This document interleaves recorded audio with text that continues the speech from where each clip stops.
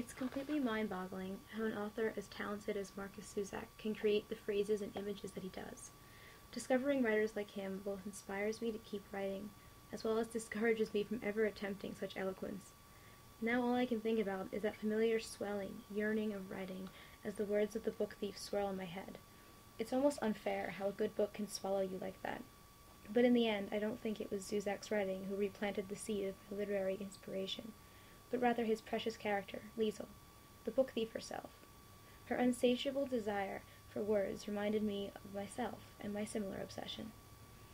I have a collection of books very similar to Liesel's, a few novels of no particular genre that I often reread, and then a few of my own. There are two books especially that are filled with quotes. Like the book thief, I have tried to capture my life in this way, through snapshots of noteworthy quotes. Upon finishing the book thief, I spent hours practically rereading it to record the many phrases that struck me. By the time I'd finished, I'd filled 3 pages. It was just so captivating that I wanted to treasure each sentence forever. This is one of those times when I find it hard to let a library book go. I borrow books all the time, and prefer to do so, except when they're so unfairly enchanting. It will be hard to give this one back. As always when I add such profound quotes to my quote books, I go through my old ones, starting from 8th grade through high school and college. I immediately found myself struggling to stay afloat in the sea of nostalgia. The fact that so many insightful and hilarious phrases and moments from those years of my life are all in one place is mesmerizing. Some quotes seemed to be from just yesterday, while others felt like centuries had passed between the time I scribbled them down to the present moment. It's just strange. I've kept a journal since I was about 5, and yet this seemingly disjointed collection of quotes can tell my life story just as well, if not more powerfully. But maybe only I can see the connections. I can almost trace the clear line in my thinking as I change from being terrified of college to embracing it. The tragedy of life is that we seek permanence in a world defined by change. Mr. Carlo Rebellini. There were things I had never seen, and I had never imagined I could be one of those things to someone else. Crazy for the Storm by Norman Olstead. One morning you wake up in your dorm room and think, this is my bed I've been sleeping in. That's my desk, and those are my books, and this is my world. After that, it's home that starts feeling strange. Miles Roby from Empire Falls. But before then, I wade through the remnants of senior year. Apparently, I found solace in other quotes from Zusak, even then. I read I Am the Messenger, and I don't even remember what happens.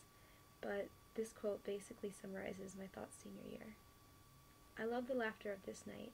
Our footsteps run, and I don't want them to end. I want to run and laugh and feel like this forever. I want to avoid any awkward moment when the realness of reality sticks its fork into our flesh, leaving us standing there, together.